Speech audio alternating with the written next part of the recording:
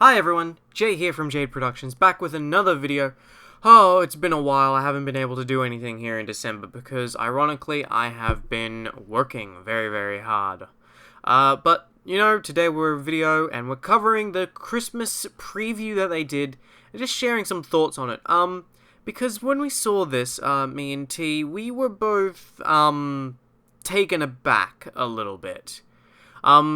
So, on to the first thing. The first thing is, we'll come to the thing that sort of annoyed us first. Like, the first shocking news was Hedonites of Slaanesh getting a new battle tome quicker than I thought they would, which is fantastic. I guess the nature of Age of Sigmar means that they're not afraid to just reprint these straight up, which actually gives me a little bit of hope that we might see some older books just reprinted for this second edition of Age of Sigmar.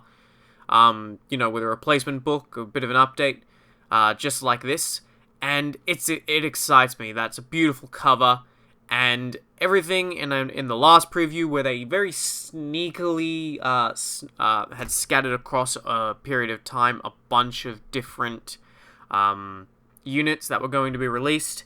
They showed the models off here in detail, and I absolutely just love them. They're pretty fantastic, and I was pretty spot on with the guesses about what they might be.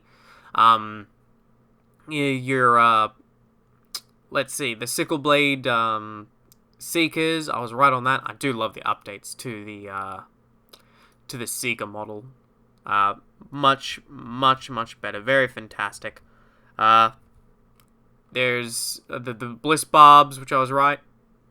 It was pretty hard to get these wrong. The Slangors definitely look like monstrous infantry, and the person who commented in my last video who knows about Warhammer Underworlds, you were right in guessing that they were going to be monstrous infantry based on that stat line.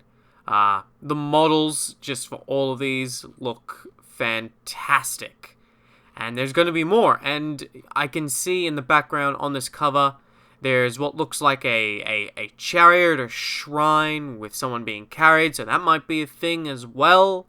It's being carried by some monstrous, brutish creatures, which, that strikes me as, ooh, I hope that's a thing. That's very cool.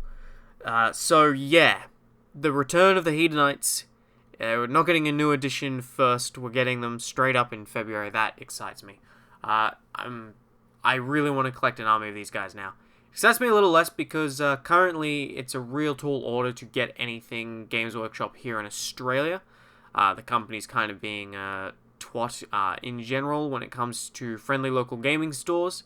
All the merchandise is being hoarded for their stores, and those of us who, those are few and far between in this country, and thus, the friendly local gaming stores, they're only receiving one of everything, and they have huge fan bases, particularly my one, and we just can't get anything in because they're only allowed to get one stock of everything. So that's shitful.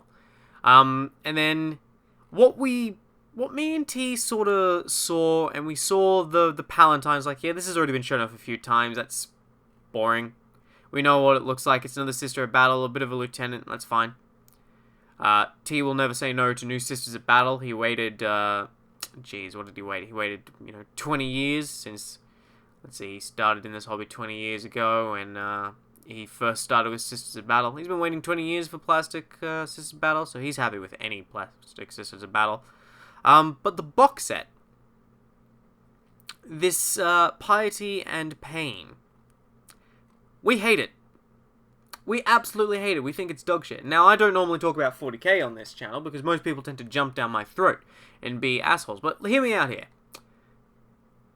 This box set is one in a long line of trends of being absolutely boring, not having a lot, and being there exclusively to make you fork out excessive amounts of money just for these two exclusive characters for the next 4 to 6 months before they get a separate release.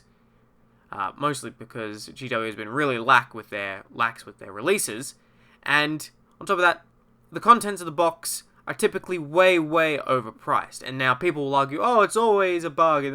No. I've just started getting into Legion.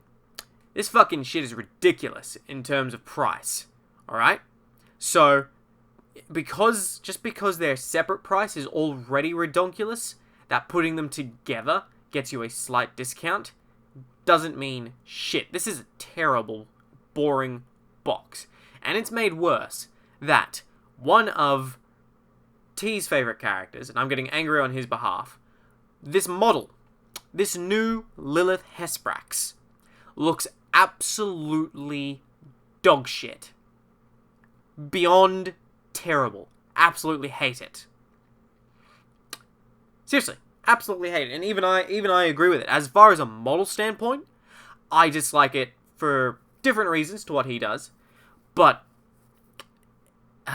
T feels very strongly about how much he hates this model. And I share this opinion. I mean, the face is garbage. It looks like she's trying to take a shit. I hate anything involving the rock pose. The Eldar Guardian at the bottom is just... That pose with the skull... That looks garbage. The feet. Oh, the feet looks terrible. The body is way too chunky. The hair is... Well, Lilith was always meant to have ridiculous hair, but she just looks way too chunky to be a Dark Elf. And the face, the feet, particularly the armor on the legs, just is very much a no to me. This isn't a witch. This is just it's hideous. I particularly hate whoever sculpted this feat, and I kind of hate it on the Lumineth Realm Lords as well. Those blades are not right either. They're way too fat. I don't like how this has been put together. I don't like the pose. I don't like the face sculpt. T's issues with it stem from the design aesthetics. It doesn't look really Drukhari enough to him, as someone who's nuts about Drukhari. And I gotta admit, this doesn't inspire a lot of hope in me for Plastic Craft Worlds, which I love. They were my first army.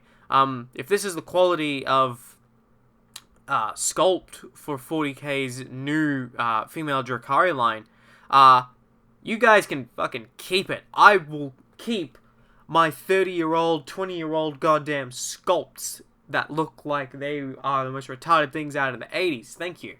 Because this is just bad. I think the shot where you see her from the side really lends it to.